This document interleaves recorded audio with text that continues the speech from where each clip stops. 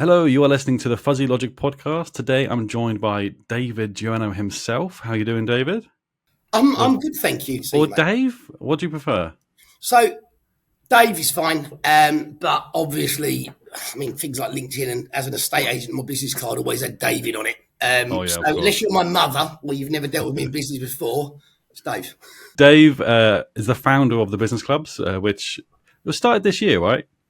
We actually, yes. So we officially launched the registration company in June after a little pilot with Sittingbourne Football Club started at the beginning of May. Yeah.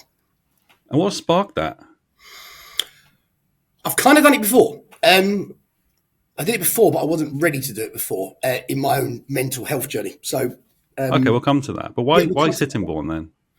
Because the chairman, Andy Marjoram for Sittingbourne, did some work with me in previous projects that I'd done. And Sittingbourne was almost getting promoted. It was their highest league finish in the last 30 years in the Ishmians League. And to kind of prepare themselves if they did step up or if they didn't step up to bring more money in to get there the following year, they wanted a bit more of a commercial element. So Andy knew what I'd done previously, where it very close to working but went wrong for different reasons, and basically said, "Dave, look, come and help us out. Let's just see if you can get it right, and just come and help us out." And that was it, really. Nice. And now the business clubs is currently how many locations? 8 live locations that have launched. 6 new locations already penciled in for end of January, beginning of February in Kent. And then we also launch in Hampshire, Dorset, Bedford, and Nottingham by March. And there's more in the pipeline. Crazy. All within the space of what, 10 months? Not even that? No, 4. 4 months? Oh, my 4.5 Jesus months. Christ. Yeah. Okay. With ADHD, you don't do things slowly, Sam. This is it. It's definitely a superpower, isn't it? But we can touch base on that. And now let's rewind a bit then back in time in what the childhood of like the whole origins of David Jueno. What was your childhood like? I suppose to kind of detail it, I'm anyone that has met me, I'm extremely high on the ADHD scale. Okay, in the 80s, there was no kind of neurodiversity. I mean, things have become far too woke now, but that's my own personal opinion. Move on, right? But in the 80s, it was a clip round here, sharp, get in the corner, and I was quite a sensitive chap, and my confidence that I put at the forefront was more of a mask to hide a shed lot of insecurity, if I'm honest. I had a father that was. We've got a very good relationship now. I had a father that was a perfectionist, and I mean a perfectionist, okay? He had OCD. He knows about it now. If he went to the supermarket to park in White Bays, he'd get out 6 times to make sure it was perfectly in the middle, even if there's no cars in the car park. It's that type, right? And I had that same pressure on me. Now, with ADHD, with lack of attention to detail and lack of this, that, and the other, I was always not enough, and I always felt I couldn't achieve. And then what that led to really was me kind of trying to tell everyone about my other stuff that's good. And then it come across as a little bit of an ego as a kid. So, yeah, if I'm honest, I broke my right leg in plaster 3 times, my left leg in plaster twice. I lost a finger in my teenage years. I'd drop everything and smash everything, not on purpose, just because I'm clumsy. Yeah. And it was just exceptionally talented in some areas. I picked up the classical guitar at 11. I was professional grade at 14. That's got a lot of my father in that as well. And I was very good at football. I was at pro academies. So 2 areas, very, very good. But I was also quite easily picked on by teachers and bullies and other bits and pieces, really. Yeah. So what are those things that you were showing off on? Were they football and guitar, were they? When you were a kid? Yeah, yes and no. I mean, to me, it wasn't so much showing off. It appeared as showing off, right? Okay. In my head, I was kind of saying, look, I can actually do something. Because I can't even hold a cup of tea without spilling it, that type of stuff. I say the wrong thing all the time. So to me, it was kind of like me inside back then, justifying that I've actually got something rather than just not good enough at anything, But it came across, I mean, 8, 9, 10, 11, you can't realise how it's coming across to other people. right? And when you've got ADHD, you really don't care, you know. Um, but then as you start to get older and you're being pushed down, oh, you're such a big, you're such this, you're such that, then you kind of, and especially for family members that would rather tell you, not like my mum and dad, but other family members would rather suppress you and put you down than try and understand you and build you up and try and educate you on how to potentially get things across a little bit better. So yeah, the football and the guitar was my superpowers, I suppose. The only negative with the guitar is that my dad would always take the gloss off it. So if I did a concert and there was like 2,000-3,000 people there and it went really, really well and loads of people were saying well done afterwards, my dad would literally make a beeline for me and say, you didn't practice hard enough, you made one mistake there, you did this, you did that, and literally take that whole euphoria away within 2 sentences. And that was every time. Christ. That was every time. That wasn't just once, it was every time. And that was his OCD kicking in, was it, do you think? Or, yeah, to him, he was caring. Look, he was a great father. Great father. Trust me. Great father. Yeah. And with my addiction, which we'll talk about, you know, even more of a great father, you know.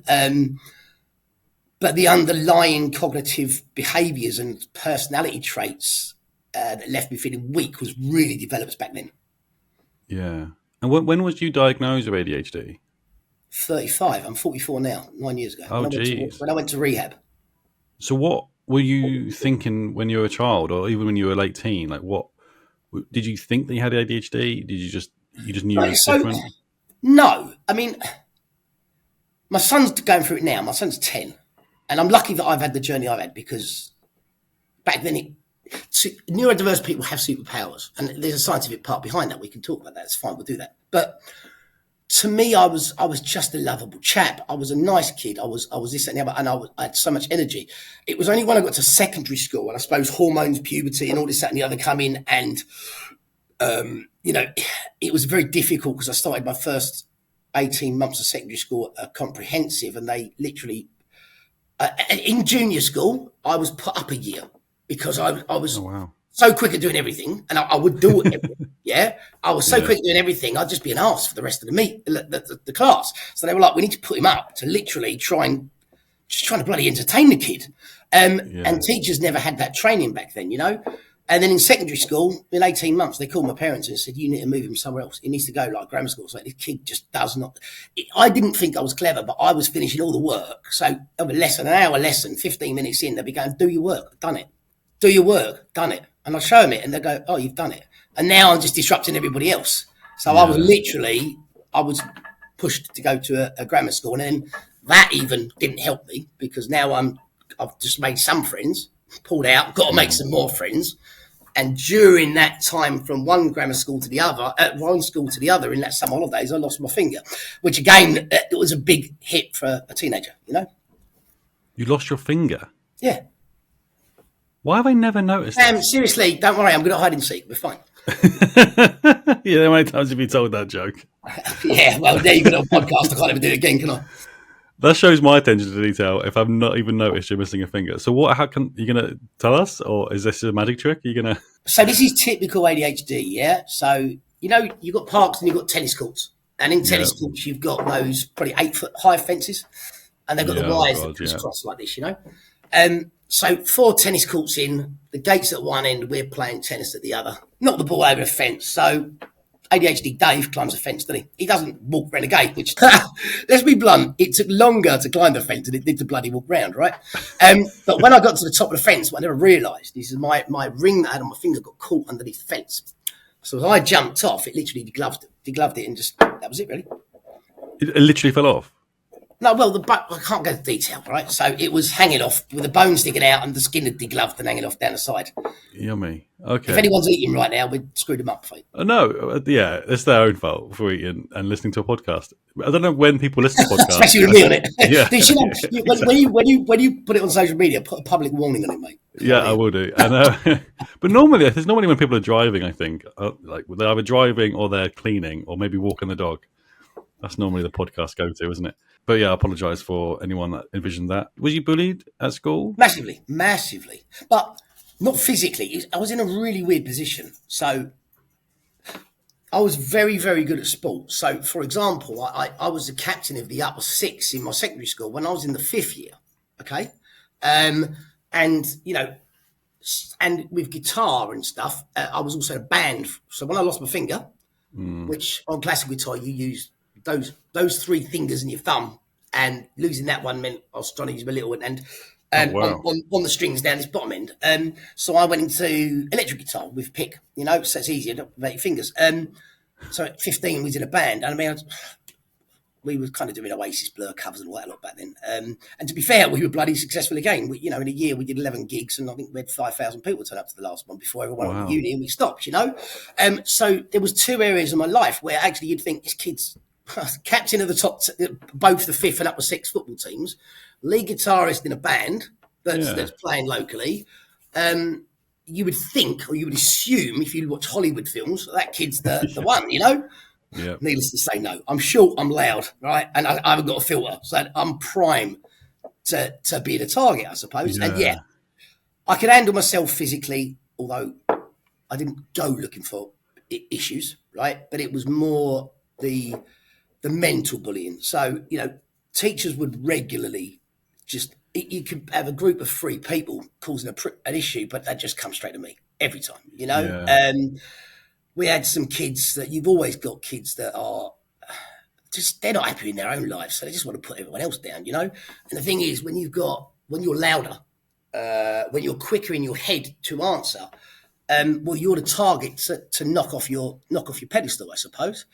And I had things like, it sounds silly now, but I had things like a glove with a finger cut out of it put in your locker. I had, I had things like, wow.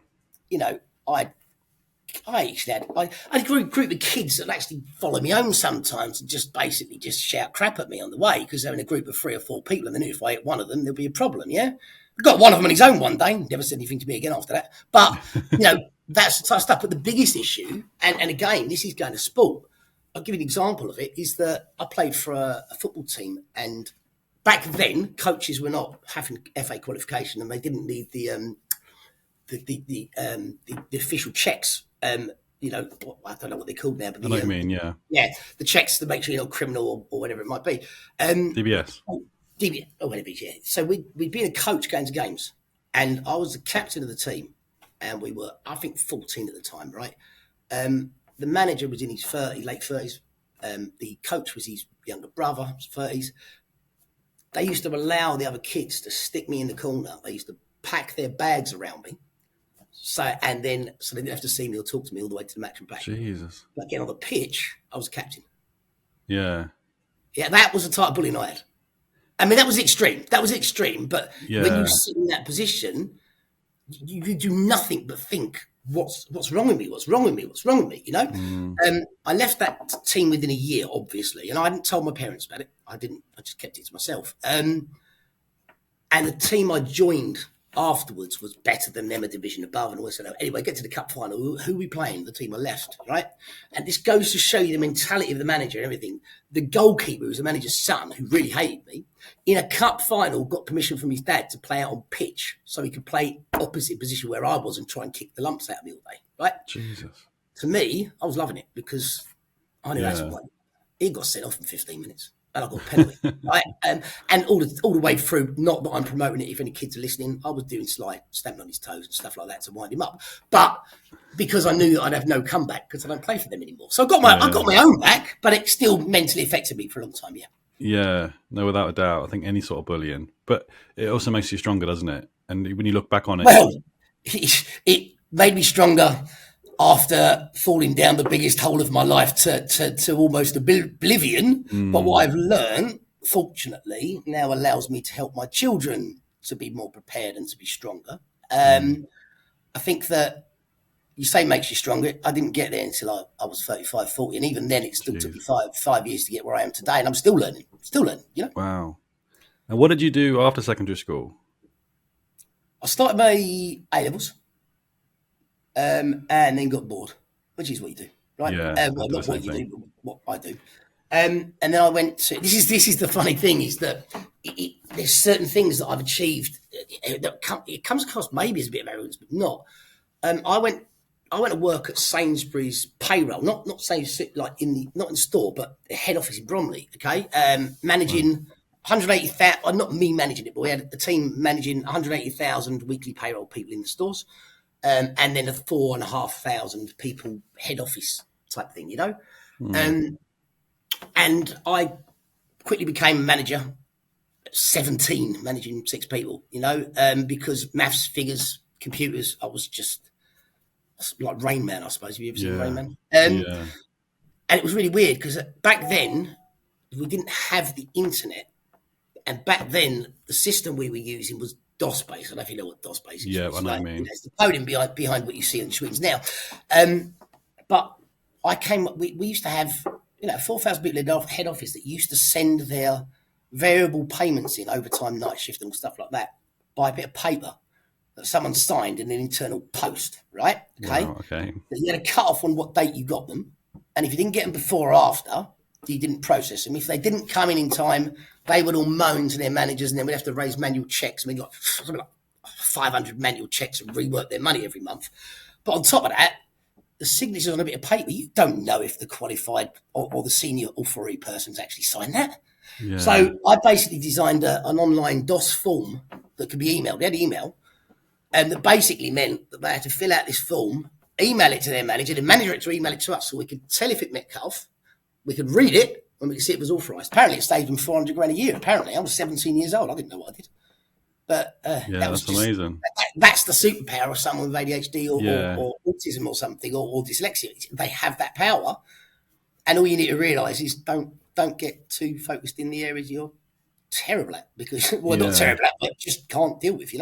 It's so hard to, though, isn't it? Sometimes you're harsh on yourself and you're building your own sort of skill set. And at what point did you discover drugs was that quite early on in your life? No, it's interesting. It's really interesting. So I never drank alcohol, smoked, or touched any type of narcotic until I was 22. Okay. And then I did it all in a month. What triggered that then? Was you still at Stainsbury's at this point, was you? No. No. I mean, seriously, sitting on a desk for 8 hours a day with ADHD, that didn't last long. I went in, made an impact, cheesed everyone off and left. That was good. So I then went to work with a family member that was a very dominant person, a seemingly successful person, and I was warned not to by my parents. I just went ahead. And 18 months later of daily, your ego, you're this, you're that, you're not good enough, you're crap, you're literally day after day after day until I decided I had enough. I mean, I'm telling you, I was in tears at times, that I decided to leave. But because of the shame to me of being warned by my parents not to do it, I decided to not just leave. I was working locally in a pub, and I got offered a full-time assistant manager position. I was in Kent, in Pinner in Middlesex. So overnight, I just packed the bags and buggered off. That was it. I just went, right? Wow, okay. So I ended up in a place, other side of London, lonely, but to me, not lonely, but fresh start, but didn't know anybody, no support network around me. But I'm running away from shame, I suppose, of not following people's advice and then not telling people how I felt about how I was being, I suppose, suppressed and pushed down. And then I ended up in a pub scenario. And then obviously you can't get away from, if you're in a pub every day, you can't get away from seeing drugs somewhere. You can't. And back then there was no smoking ban, all this, that and the other. And this is the thing that's really interesting, is that the addiction to cocaine is not a physical addiction, it's a mental addiction, right? Okay, so to be blunt, it came about through sex. This is where it came about. I don't want to talk about this. Fine. Young lad, not much confidence, blah, blah, blah, blah, blah. But I could talk, I could chat, and even though I'm greying and old in now, I actually like the greying too much. Right, mate. Yeah, don't be harsh on yourself. You're still being harsh on yourself. Stop it. I'll lend you a couple of hairs, mate. Although to tell you an upside down, you'll be right. So this isn't about me, mate. All right, stop picking on me. So basically, I started dating someone, and the performance was not very long. Put it that way, yeah.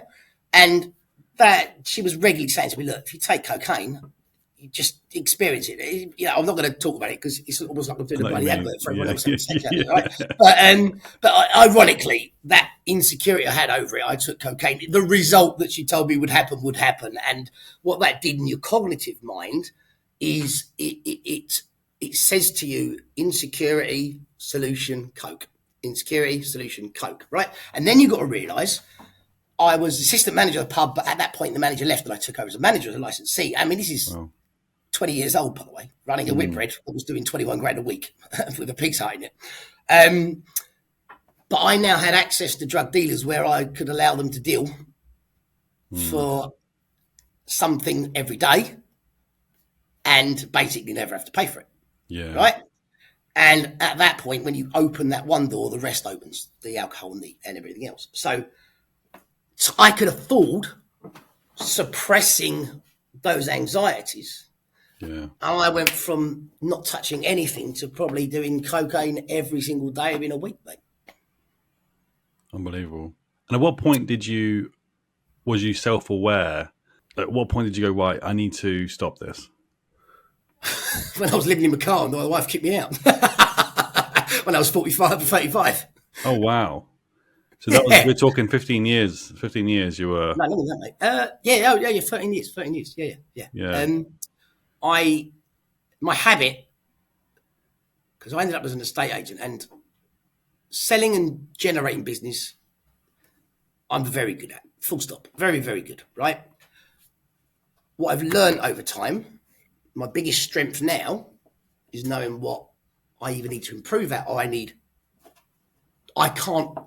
wouldn't do to the best of my ability. Okay, self-development. So my biggest strength now is actually outsourcing the stuff that I can't manage. Bank accounts, no. Invoicing, no. I'm going to screw it up. I will screw it up. It doesn't matter. I will screw it up. I mean, I have screwed it up. Yeah, I have screwed it up before, all that type of stuff. And I've surrounded myself with the wrong people many, many times. Now I have the right people. I know I have the right people now, right? But I suppose I didn't know because I went into a estate agency. All I needed to do was sell. I just exceeded.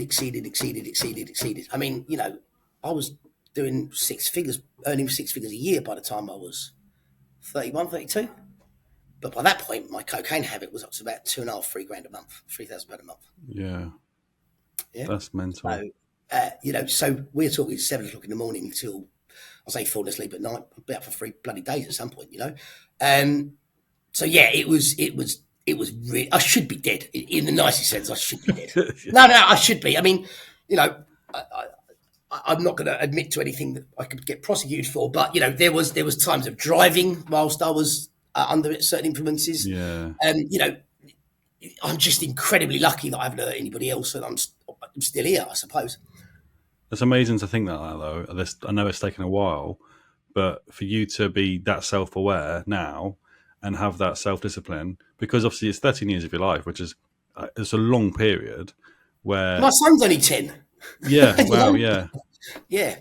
That's unbelievable. Yeah. But what helped you control those urges of, one, not drinking, so it's a bit more relatable. No. Drink, just so you well, never had an issue with drink, ever. Okay. I can still, a lot of addicts, and this is where I don't agree with some of the rehabilitation certain things. But look, we're not here to put the world to rights, okay? But when you are a recovered addict, they say, don't drink alcohol, don't do drugs. You have to give up both because it's a trigger. No, it's not, right? I drink Jack Daniels and Coke. That's all I drink. And I've got a litre bottle of Jack Daniels and Coke at home. It will still be there a year later because I will drink less than 2 glasses a month because it just doesn't do it for me. Even at the pubs, I don't drink. Yeah, I'm crazy enough, mate. Do I need to really get drink? Yeah. So just to calm you down a bit. Yeah, I don't avoid alcohol, not at all. And it's not a trigger for me whatsoever. Okay. So that one's not the issue. Nice. So how did you get out of the addiction of cocaine then? I didn't. I literally, my ex-wife, bless her, she's got married again 2 months ago, and our relationship's okay now in terms of friendship and co-parenting. I mean, to be fair, on the day before her wedding, I rang her up and just basically told her how proud I am of her because she kept our family going while I was off my head all the time, which was quite a big thing for me to do because it's Yeah, reliving no, that. without a doubt. Yeah. And there was a lot of hate back then, a lot of hate between us both. Um, and that was me finally putting it to bed, and we get on really well. But I'd be dead now if she hadn't stopped enabling me. Now, what an enabler is someone that might kick you out, but then bring you back. They literally, they have a go at you, threaten to split up, threaten to do this, but don't physically do it, and then you just keep going back. And yeah, I went to rehab once. She wanted to split up with me when I was in rehab. I think I had 12 weeks paid for or something like that. And 6 weeks in, she said she loves me, she wants me back. So then I signed myself back out of rehab quickly, just coming home. ADHD, impulsive, Yeah. We were fine for 2 months, and then the old demons came back. Just before Christmas, over Christmas and New Year, she said, right, by the first week of January, you're going back into rehab. For those, because that 12 weeks where we still had 6 remaining, we could go back on. But in her head, you go back in rehab, you ain't coming back home. But she hadn't told me that. I went into rehab, and that was it. Lots of change, everything. And I came out, and I was in a bed sit, and then stayed clean for a little bit. And then we started seeing it. Like, she'd invite me around the house. We'd have dinner sometimes. Yeah. We'd do stuff like that. And it started, occasionally she'd admit she loved me and give me a hug, and I was doing really well. And then basically she wanted me back in the house, and then she met somebody else. And that was it. I was in my car then. So I was in my car, went into rehab. So she split up. I was in my car, went to rehab and everything else. But when she kicked me out before the first rehab, that's what saved my life, because all the time I'm earning money and all the time I've got a house, dealers know that even if they give you stuff, if you haven't got money, you will have money at some point. Yeah. Right? I'll put pressure on you if you don't pay them, a lot of pressure. But you can always get it. The minute I wasn't working, didn't have a house, living in a car, my phone battery was dying, I couldn't contact people, I could not get cocaine. Yeah. Okay. That's what saved my life. I remember in my car, I woke up, I'd sleep in it, and I don't know, it was 5 or 7 days in, I just woke up and just like, it's come out my system. And I just look around thinking, I won't swear, but where the hell am I? How did I get here? It was like I could see how bad it was, And I picked the phone up to my parents, and again, like I say, I've talked about some negativity about my parents, but within 10 minutes they were getting me, and within 48 hours I was in rehab and all paid for, and so, and it's hard for a parent to have to do that, because even during my addiction, I'd be earning 40, 50, 60, 70 grand a year. I'd still be nicking money off them. I'd sell some of my mum's jewellery, mate, It is really bad what you do when you're an addict. Really bad. Yeah. So the first 2 lots of rehab then it didn't work because you weren't mentally ready? Not the first 2 lots, the only 2 lots. Yeah. Oh, I see. So I thought, did you not go back to rehab after you had that sort of realization that you wanted to I had stop? the first one, and then we were okay. It went wrong, and then I did the second one. Okay. And then that was it. But then I still failed again after that. But the difference in me at that point is that I'd done a lot more mental work. And the second time of rehab, I realised, because when you did it the first time and you come out thinking you're right? You think, oh, it's worked. So the second time when you failed again, you're actually going in there going, do you know what? Take it serious, because it didn't work the first time. You've got to really do it this time. So I think failing that first time is actually a benefit. Sounds weird, because it changed my mindset to put myself in even more of a stronger position the second time.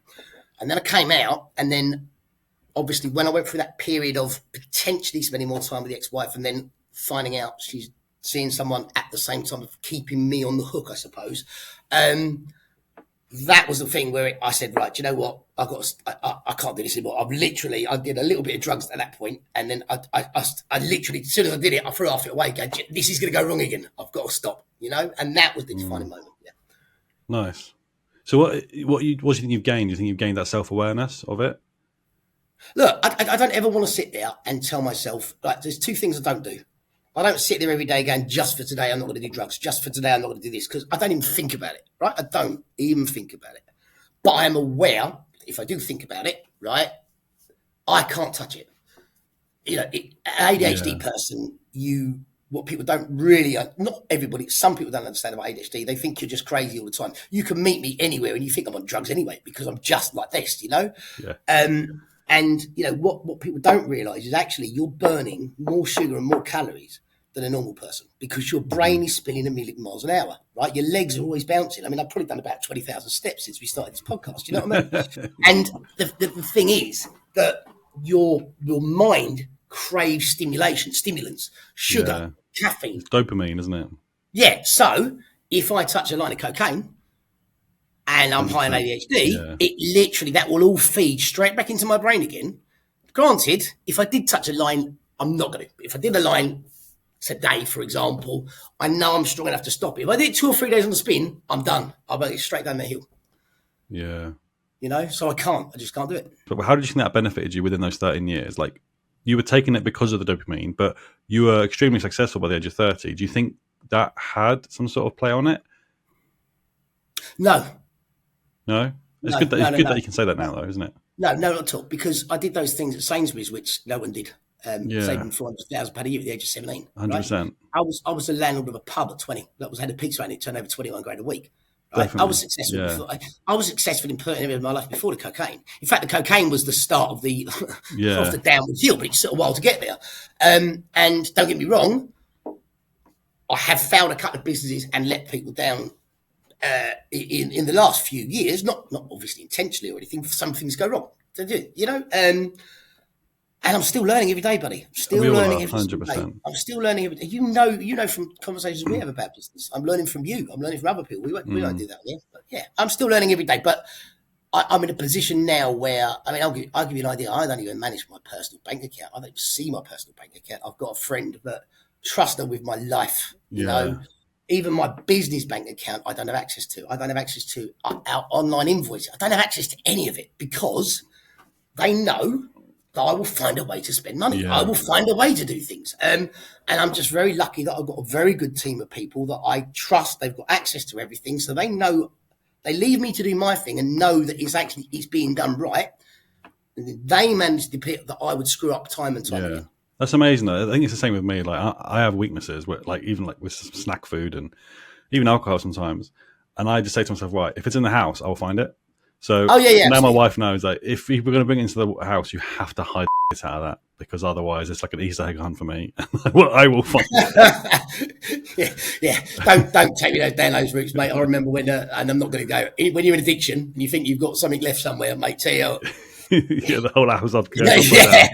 I've been digging up the garden trying to find stuff. Do you know what I mean? At what point then did you decide to stop playing football, or is that something you still do? No. Football finished because of my legs. Okay. Right. So, look, there's a lot of people out there that go, "Oh, I was on a pro books and I could have made it." No, I'm not that person. I was on pro books. I wouldn't have made it. Right. Yeah. I'll tell you why I wouldn't have made it. 70%, 80% of the game's confidence. Right. And by the time I started to get 16, 17 with the bullying and other bits and pieces and the guitar and losing my finger, my confidence was going. I was on the pitch saying, I don't want the ball, don't pass to me. That was in my head, Wow. So I would never have made it. I didn't have the mental strength to make it. Not at all. Okay? Yeah. But obviously I was very good at football.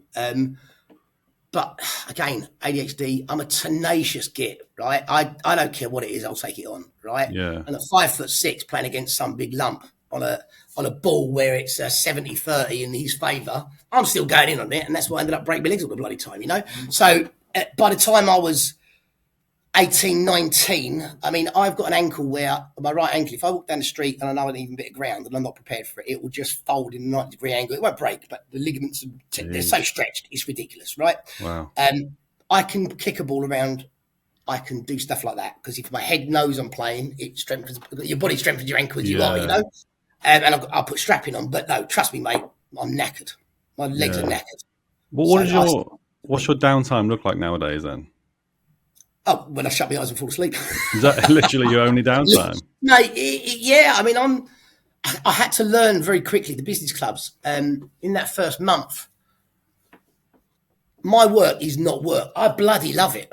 I absolutely love what I do. I even love the negativity about my passer spread. I love that. I just love it because it's just the thing that keeps me going on the straight line. Go on, anyone I've wronged, apologies, but it's why I'm doing it even more right now. Got the right people around me, But so I was doing 7 days a week because I loved it, right? And it was a bank holiday.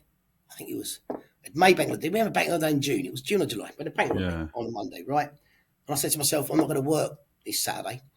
I went to bed on the Friday night like 9 o'clock. I woke up 4 o'clock in the afternoon on Saturday. I mean, we're talking like 17 hours sleep, And then I literally fell asleep again about 9 o'clock that night. I slept almost the whole weekend, and that was when I realised, bloody hell, even though I'm loving it, I'm not relaxing, Exactly. And whilst we're building the business, I'm not really earning the money at the moment, and money's not to be talked about, right? So I've got kids, out of 3 kids, beautiful kids. So my downtime doesn't look like anything at the moment because I won't go out and do anything because I want to make sure finance is not. I'm not comfortable where I need to be right now, but I can cover what I need to do. And if I have got some spare money, I'm seeing my kids, but I can't see my kids all the time because we co-parent. So my downtime is literally Netflix, shut my eyes and fall asleep. Yeah, Netflix and sleep. It's a process. Another 3-4 months. But it just goes to show that even if you're enjoying what you're doing, you can still have burnout, can't you? You can still have burnout 100%. And I think my company gives me my social life. So you talk about downtime. We're going to events, meeting people. Yeah. People work with me. I actually love them. I love them. Right? Yeah. There's some members that, It swings roundabouts everywhere. This is one fuzzy logic. I mean, it's a pain in the arse. There's, but I didn't have, apart from 1 or 2 people in my life, no friends, because why would you be friends with somebody like me? I'd take your wallet off you, Sam, 5 years ago, without you knowing about it. I would, that's how bad it's as nice I was. To be honest about that. And now I'm keeping my wallet safe every time I see you. Yeah, absolutely. Oh, shut up, mate. I wouldn't tell you I was going to nick it if I was going to nick it. Trust me, I'm not that stupid. But, so in a way, my business gives me my social life because I'm talking to sports clubs, I'm talking to charities. We've got a lot of good stuff going on social media. I'm meeting some wonderful people. I've got some wonderful people to work with me that have come into my life through my business. Yeah.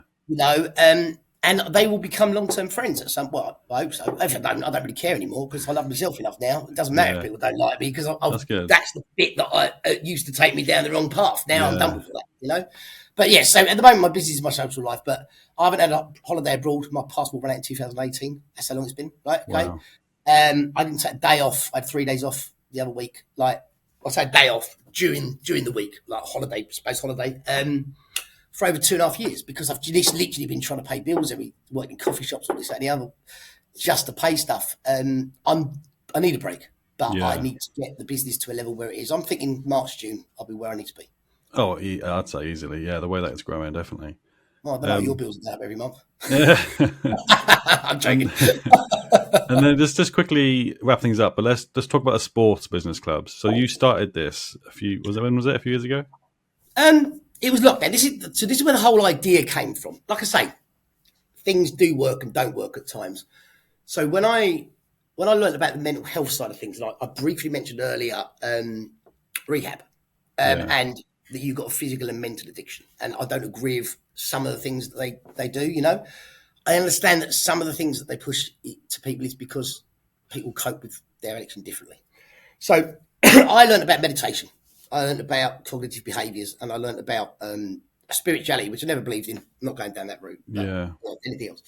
So how the whole idea of my networking and stuff happened is that I used to be an estate agent. My ex-wife was an estate agent. Our whole life was a estate agent. So I weren't going back in that route, So what do I do next? So I started to help some people out at a local sports club in the Sittingbourne area with some mental health work. COVID hit. They needed money to stay open. So I thought to myself, well, look, I can say anything to anyone until hind legs off a donkey. Let's have a go. And we put it out there that we do a networking group, like Zoom networking once a month. Okay. Pay a certain amount a year, half the money goes into the club. After lockdown 1, we all met up once, and we had KMTV down there. The radio. It was really big, actually, Oh, wow. And then what happened at that point is 4 people wanted to get involved. Lovely people, by the way, not wrong people, lovely people. But I didn't know about business back then, so I was like, right, okay, everyone has an equal share, let's do it. you know. And then we built it, and we was funding loads of clubs. I mean, 30, 40, 50 clubs we were funding, right? Wow. And we were getting quite a lot of publicity on it. But what I started to notice is that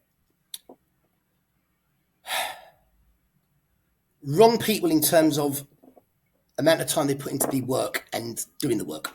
So I found myself doing 70 hours a week, and there'll be one or two of them that I'd be on the phone. Right, have we done that? Oh, I'm down the gym at the moment. Like that type of stuff, you know? Yeah. And then when you give away a certain percentage of your company, like, I think we should go in that direction. And it's, well, no, we don't want to go in that direction. And it's like you lose that control of what my whole vision is. Yeah. And then, you know, and then in my head, well, I'm putting more effort in, but I'm not benefiting more financially, you know? And I was very naive in giving away too much of what I had in the first place. I started to feel aggrieved on that. And then, you know, I basically, I will have a bigger percentage of the money, you know? Well, no, you can't have a bigger percentage of money. And it just becomes so bloody toxic, you know? Yeah. So I resigned. I resigned from the company. Needless to say, they probably had about 100 members, I reckon, easily. And I resigned in the March. Needless to say, it was folded by the September. Now, if you're full directors of a company and you've got a company that's making money, you've got 100 members, and they had more followers on that on LinkedIn today. If you look at it on LinkedIn today, it's got more followers than the Business Club has today, right? Even though there's no content going there. You could have grown that, but you folded it, which kind of proved my point that were they pushing it and growing it? 100%. Yeah, I know what you mean. I think But you definitely got it's not synergy. digging them out. Lovely people. I was naive at business. Yeah. And I don't think anybody knew what was going to happen after lockdown. But when it happened after lockdown, I knew the hours that I was doing, I was going to go straight back down that poor route because of the stress and everything else. And did you do anything between the sports clubs and starting the business clubs? No, I lost my confidence in myself. I kept my mental strength. I lost my confidence in myself. And it was Andy Marjoram from Sitting Bull, as I said. We'd contacted them and we dealt with them over at the Sports Business Club back then. And Andy's a really good guy. He's been a busy guy. He's got a lot of stuff going on in his personal life. And he just said to me, Dave, seriously, mate, look, we need you and you need this. Yeah, you need this, you know? And then my best friend Gemma at the time, she knew what I was doing. I was trying something, failing. I can't go into normal work. I can't be employed in a corporate company because I just can't work to those rules and regulations. I just don't treat me like a robot. I'm a person, you know? So I was in an area where I didn't have the confidence to do what I wanted to do, but I couldn't fit into employment. I just couldn't do it and didn't want to do it. And it was Gemma, it was basically Andy that gave me the platform to launch Sitting Bull in May, Sitting Bull Business Club in May this year. And Gemma on the phone just listening to me and just saying you did it right, listening to it, you did it right. And then one of our members, Hayden Griffin, as I was about to launch the business clubs with another wrong person that was going to come with me, he went, Dave, seriously, mate, you know, give yourself a break. You can actually probably do this. And so he had a big part to play in it today as well. And then that's it. So basically, it was the same idea. I've learned how to do business since then. I made mistakes. I let people down by resigning and walking away. But I also felt drained and undervalued. There's always two sides to every story, as you know, right? They will feel very differently about that. But I'm glad I'm here where I am now. So it was the business clubs that gave you that confidence back, gave you that spark back. And it was Sitting Bull, because I created the business club after I got the spark. So it was Andy Marjoram saying, come to Sitting Bull. Basically, someone out of that failure came around and said, no, you've got value, right? Oh, wow. So someone out of that failure said, I believe, I'll trust you, I believe in you, you know? Even though they knew all the failures, right? And then Gemma, who, I mean, you haven't met Gemma yet, but she's the one who manages all my personal bank account. I don't do anything without Gemma, right? Without Gemma, I've lost an arm as well as a finger, you know? I didn't have 3 arms, by the way. So you know, and she listened to me because not a lot of people listen to me because I just keep going, yeah? And she was like, you're doing it right. Keep going. And it's when you've got someone behind you being a cheerleader, I suppose, that's what really gives you. I don't need, yeah, because I've found it before, there was that anxiety, and someone behind me is going, seriously, just keep going, Yeah. And that was it. Quite. I know you got things to do. One last question: what does the future of the business clubs look like? We're never going to stop growing. So all the other networking services are feeling uncomfortable. But I want to promote all the other networking services, not arrogant statement, right? Every single service out there, look at my social media, I'll promote every single one of them, right? I don't care because people can go where they want. We're not stopping. We're growing and we're growing and we're growing. And the good thing about us is that we don't have any overheads. We don't have any investments. We don't have any money. Like, in terms of we don't owe anything. So there's nothing that can stop that growth, right? Apart from us not wanting to grow. So we're launching in 5 counties. I've got a meeting with 16 people in another 16 counties. I've got a meeting with some quite big charities. I've got a meeting with some big associations in sport nationally. Basically, we will be. It's amazing. It really is amazing. Yeah, we'll have. My plan is to. We've donated over 10 grand in 4 months. I want to be on 25 grand by March. Donated. I want to be 100 grand by this time next year. Donated. And we will do it. We'll do it with the right people. We're not going to stop. And the very last question: what does the future of David Jueno look like? I don't know, mate. To be fair, I've got ADHD. I change it every day.